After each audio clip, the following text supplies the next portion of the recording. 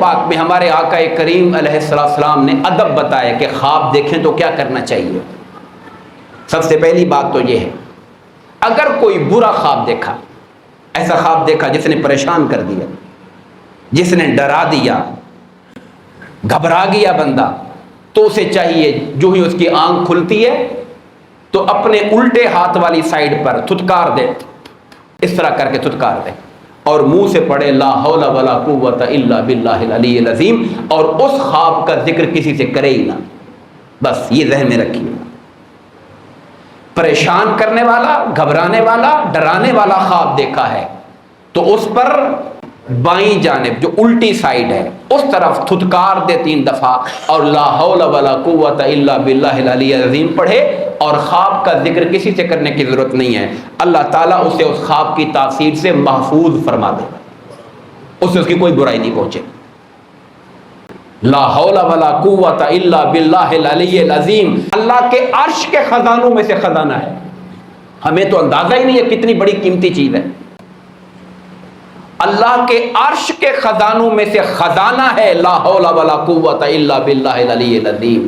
افسوس کہ ہمیں چند سو، چند ہزار، چند لاکھ کے پیچھے پھرتے ہیں جنہیں اللہ کا رسول خزانہ کہتا ہے، اس کی قیمت ہی نہیں ہماری نگاہ میں۔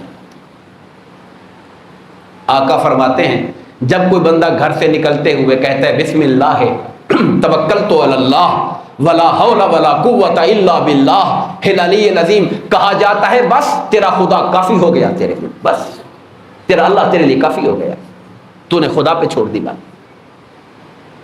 مگر ہمارا خدا کے ساتھ تعلق ہی نہیں ہے کہ ہم اللہ کو اپنا ولی بنائیں، اللہ کو اپنا کارساز بنائیں کہ باری تعالیٰ میں گھر سے نکلا، میرے گھر کا مالک بھی تو ہے، میرے سفر کے حالات کا مالک بھی تو ہے، میں نے تیرے بھروسہ رکھا ہوا ہے۔ یہ اللہ کے ساتھ ایک زندہ تعلق ہے جو انسان کو چاہیے۔ پہلی بات تو یہ بتا دی کہ غلط خواب دیکھا ہے، برا دیکھا ہے تو 3 دفعہ الٹے ہاتھ پہ تھتکار کے لا حول ولا قوت پڑھ لے، خواب بیان نہ کرے، اللہ محفوظ رکھے گا۔ دوسری چیز یہ ہے، اگر کوئی اچھا خواب دیکھا ہے، پریشان کرنے والا نہیں ہے، دماغ پہ، ذہن پہ اچھا اثر ڈالا ہے، اور خواب بھی لگتا ہے کہ کوئی میننگ فل بات ہے، تو ہمیشہ کسی صاحب علم و عقل اور خیر خواہ بندے سے بیان کر۔ 2 شرطیں میں نے بتائی ہیں، علم والا اور خیر خواہ۔ خیر خواہی بھی شرط ہے، کیونکہ خیر خواہ بندہ اچھا سوچے گا آپ کے بارے میں، اور علم بھی ہونا چاہیے تاکہ خیر خواہی علم کی بنیاد پر۔ فرمایا وہ اپنے کسی خیر خواہ علم اور عقل والے بندے کو بتائے وہ خواب، اور وہ خواب بتانے والا اس کے لیے اچھے لفظ ڈھونڈے تعبیر کے لیے۔ علم والا ہوگا، خیر خواہ ہوگا تو اچھے ہی ڈھونڈے گا۔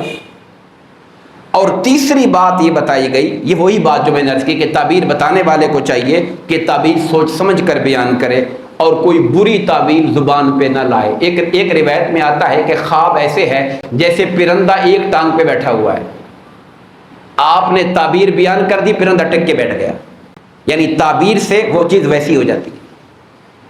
اچھا بندہ تعبیر کرے گا تو خواب ویسے ہو جائے گا۔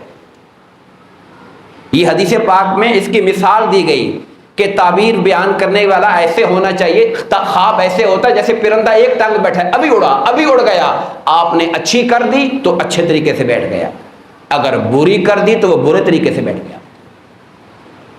یہی وجہ ہے حضرت یوسف علیہ السلام کو اللہ نے تعبیر میں وہ شان بخشی تھی، آگے ہم چل کے پڑھیں گے، کہ جب آپ کے جیل کے ایک ساتھی نے یہ کہا کہ میں نے خواب میں دیکھا کہ میرے سر پر روٹیوں کا ایک تھال ہے، اوپر سے کوے پرندے ٹھونگے مار کے کھا رہے ہیں، آپ نے کہا تجھے سولی چڑھایا جائے گا، تیرا گوشت پرندے کھائیں گے۔ اس نے کہا جی میں نے تو مذاق کی تھی، میں نے تو گپ لگائی تھی، میں تو ویسے چیک کر رہا تھا۔ آپ نے کہا مذاق تھا یا جو تھا، جو میں نے کہہ دیا وہ ہو کے رہے گا۔